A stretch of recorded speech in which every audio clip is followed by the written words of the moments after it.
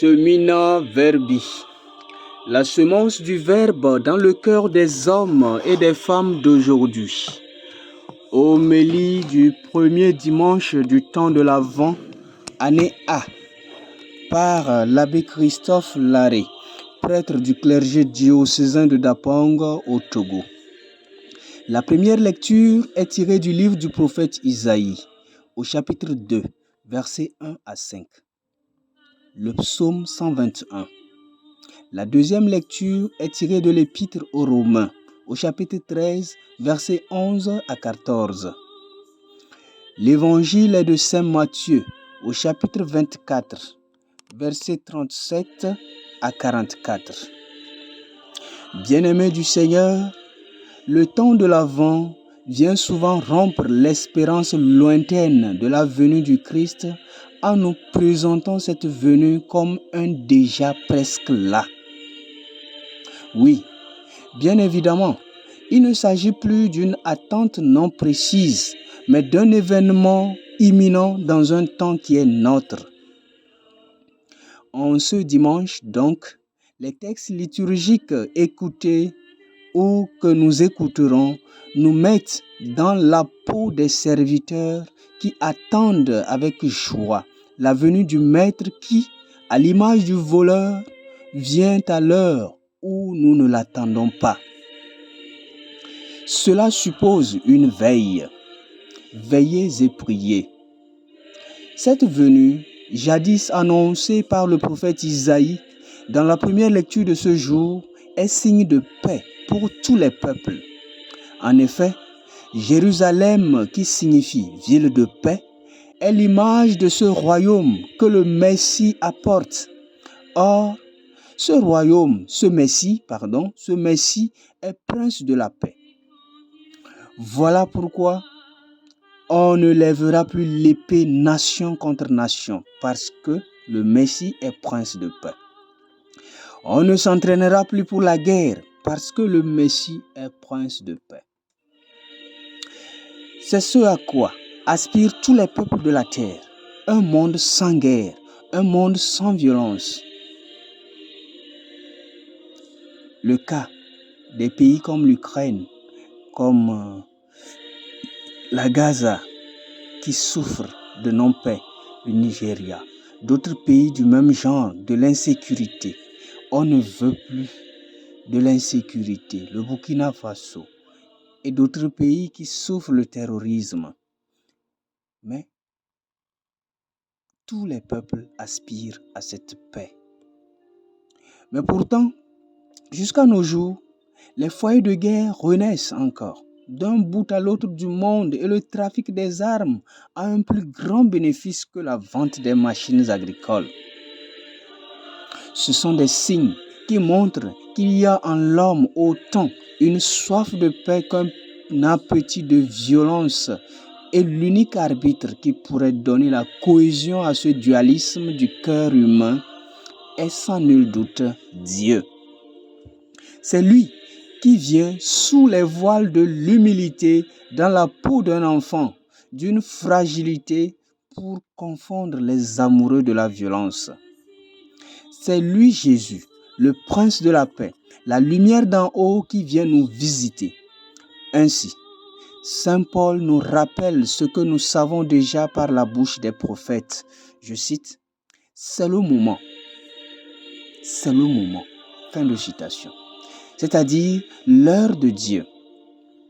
L'heure où la nuit est finie, car il faut bien sortir de notre sommeil, poursuit Saint Paul. Le salut est proche de nous maintenant, poursuit-il encore. L'aujourd'hui de Dieu, le maintenant est ici d'une importance capitale, car il évoque ce Dieu qui est, qui était et qui vient. Cette façon d'être présent exprime l'amour de Dieu qui, dès le commencement du monde, s'exclame de la bonté. Que lui, la bonté, c'est-à-dire les créatures que lui Dieu venait de créer, il était heureux de la bonté qui existe dans sa créature. Quand Dieu décide d'être au présent, Il répond exactement à sa nature, à son caractère d'être Dieu. Il se donne comme compagnon de l'homme en marche sur la terre. Il fait choix d'habiter sa création. Et nous, création, ce qui nous est recommandé, c'est de nous conduire honnêtement, comme on le fait en plein jour, sans ripaille ni beuverie, dit Saint Paul, sans orgie ni débauche, sans dispute ni jalousie. Sans dispute ni jalousie. Fin de citation.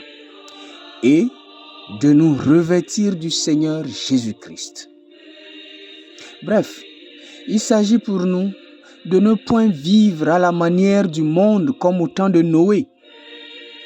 À cette époque, donc avant le déluge, au temps de Noé, on mangeait, on buvait, on se mariait jusqu'au jour où Noé entra dans l'arche. Fin de citation. Le manger, le boire et le mariage ne sont pas mauvais en eux-mêmes. Mais si le Seigneur relève ces faits, c'est à cause de l'exagération des contemporains de Noé. Ils passaient leur temps à s'empiffrer, à s'enivrer et à se livrer à la débauche et à des liens illégaux à longueur de journée, éveillant ainsi la sainte colère de Dieu. Cette colère est le désir ardent de Dieu de garder l'homme dans sa pureté. Quand on dit sainte colère de Dieu, c'est le désir ardent de Dieu de garder l'homme dans sa pureté. Cette fois-ci, Dieu se manifeste autrement que par le déluge, bien sûr, quand son œuvre, son salut paraît ne rien changer dans le monde. Hommes et femmes continuent de manger et de boire, d'épouser, de travailler et de s'activer aux soins du ménage. Dieu se fait homme pour sauver tout le monde, y compris ceux qui jouissent des délices de ce monde par une vie sans référence à Dieu. Mais à une condition, que leur marche prenne fin devant les portes de Jérusalem, comme le souligne le psaume 121. C'est-à-dire que leur vie d'autrefois prenne fin devant le Prince de la paix, devant Jésus qui est la véritable vie. Sinon, seuls ceux qui se seront convertis pourront jouir de cette vie nouvelle en Jésus. Voilà pourquoi 2 personnes pourront être dans un même champ. L'une sera prise et l'autre laissée, comme le dit l'Évangile. 2 femmes pourront être ensemble au moulin, mais seule celle qui s'est transformée aura le salut. On peut donc étendre la liste en disant 2 personnes seront ensemble au football. L'une sera prise et l'autre laissée. 2 autres au cabaret en train de boire du tchapalo. L'une sera prise et l'autre laissée. 2 autres dans une même chambre. L'une sera prise et laissée. 2 autres encore dans une même église en train de prier. L'une sera prise et l'autre laissée. Et que sais-je encore? Point de suspension. Chers frères et sœurs, les voies de Dieu sont insondables. Bien-aimés du Seigneur, cette parole de l'Écriture que vous venez d'entendre, c'est aujourd'hui qu'elle s'accomplit. Dans cette attente joyeuse de la venue du Christ à Noël, la conscience que nous avons des exigences de cette venue doit nous interpeller à un amendement de notre vie sur 3 aspects. 3 aspects. La force de notre témoignage, le premier aspect. L'audace de notre espérance, le second aspect. Et la vérité de notre vie, le troisième aspect. Le premier aspect, la force de notre témoignage. Devant l'appétit de la violence qui habite le monde, notre témoignage de chrétien par une vie libre et paisible doit émerveiller les gens et les amener à des questionnements comme: comment se fait-il que malgré la torpeur, il ou elle demeure serein ou sereine? Comment se fait-il que malgré les incertitudes, malgré les problèmes, lui ou elle demeure serein? La réponse sera aussi simple que notre vie le démontre. je suis chrétien ou bien je suis chrétienne et je suis convaincu que le prince de la paix est là. Voilà la réponse. Sommes-nous prêts à rendre ce vivant témoignage, la force de notre témoignage? Cela demande une grande audace. Aujourd'hui, de nos jours, nous avons de la peine à être audacieux. Il faut oser témoigner du Christ. Le second aspect, l'audace de notre espérance. L'audace est un effort supplémentaire dans le témoignage pour montrer que ce dont on est témoin est une question de vie ou de mort. Soit c'est ça ou ce n'est pas ça. Ces jours-ci, nous avons écouté l'évangile, surtout hier, le jeudi, qui nous disait que au temps du jour du Fils de l'homme, il y aura des catastrophes, beaucoup de catastrophes. Et les gens vont courir de gauche à droite. Mais vous, relevez-vous, levez la tête. Là où il y a les catastrophes et beaucoup de gens cherchent à se cacher, là où il y a des problèmes et des gens cherchent à se cacher, là où l'évangile est insulté et les gens ont peur de l'annoncer parce qu'ils doivent être marchés dessus, celui qui croit en Jésus, celui qui sait que Jésus est son sauveur, lui, il lève la tête. Levez la tête, car votre rédemption est proche.